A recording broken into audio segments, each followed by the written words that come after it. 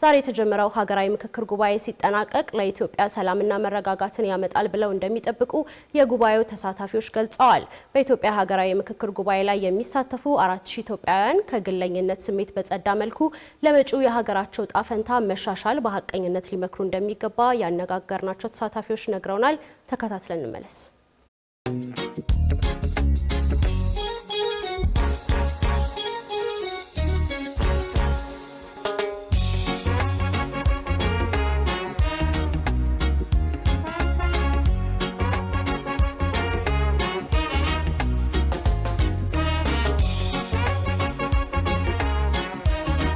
ያየነው ትንሽቱን ኢትዮጵያ ብቻ ሳይሆን ትልቅቱንም ኢትዮጵያ የነገ ኢትዮጵያ ነው ያየንበት አንድነት የሰፈነበት መግባባቱ መስማማቱ ሲደመር ደግሞ ለአገር ያላቸው አንድነት የተንጸባረቀበት ይሄን ደግሞ ስንል አባቶቻችን ያመጡትን በባዶ እግራቸው የሮጡትን እኛ ደግሞ በእንዲህ አይነት ሁኔታ ላይ ሆነን በመልካም ሁኔታ ተስማምተን ተወያይተን ተነጋግረን የሆነ ውሳኔ ላይ እንደርሳለን የሚል ነገር ይኖረኛል።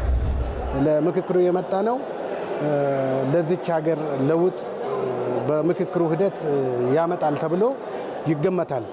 ስለዚህ አሁን የምንመካከረውም ለዚች ሀገር መፍትሄ ይሰጣል ብለን እናምንበታለን።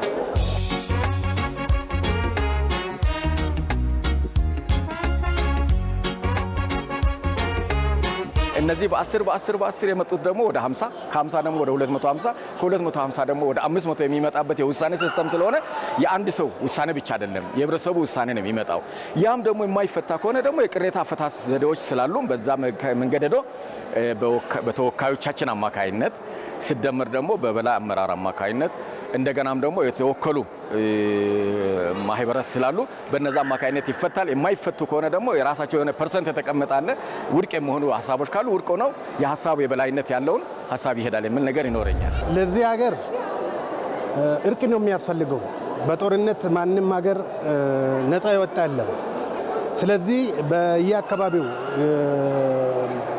ከመንግስት ጋር በሐሳብ ያለ መግባባት ወደ ጦርነት አምርቶ በጦርነት ያዋጣል ብሎ እንዳዋጭነት እየተዋጉ ያሉት ለዚች ሀገር የሚመገው ምክክር ስለሆነ ያልተገባቡበትን መንግስትም ይሁን የመንግስት ተቃዋሚም ይሁን ያልተገባቡበትን ሐሳብ አምጥተው እንዲግባቡና በምክክርና በእርቅ ቢያደርጉ ለዚህ ሀገር ለትውልድም የሚበጅ ነው። ወጣት ሳወራ ባለመካከር ቁጭ ብለን ባለማውራት ብዙ ነገሮችን ከዚህ በፊት አተናል።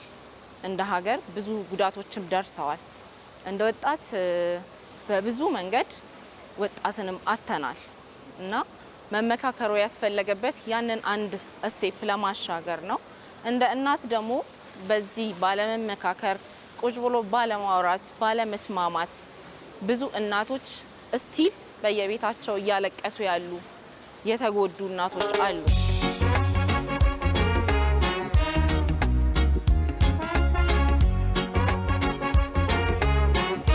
መካከል እንቅፋቶች ሊኖሩ ይችላሉ። እነዚህ እንቅፋቶችን ግን በመነጋገር የተቀመጠ አቅጣጫ አለ። ተግዳሮት ሆነው የሚመጡ ነገሮችን በራሳቸው የሆኑ የራሳቸው ስቴፖች አሉ።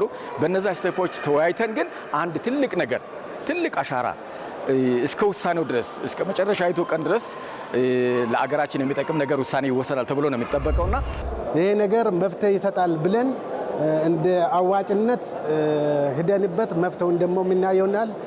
እግዚአብሔር ደግሞ ከኢትዮጵያ ጋር ይሁን ወደ እርቅ ይመጣል የሚለው ሐሳብ እንደኛ እንመኛለን።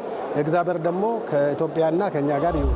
አንድ ሐሳብ ላይ አንድ የጋራ ሐሳብ ላይ ተስማምተን ወጣቱን ከዚህ ቀጥሎ ባለው ሂደት ላይ እንዴት ከነበረው ነገር ላይ ወደፊት እንዴት እናምጣው የሚለውን ምን ሰራ ይመስለኛል። በአሪፍ ተጠናቁ ወይም ደግሞ ወደ ተሻለ ወደ ጋራ ሐሳብ ተስማምተን ከዛም በኋላ ከዚህ በኋላ ያሉትን ስራዎች ለመስራት ከወጣቱ ጋር አብረን ምን ሰራ ይመስለኛል።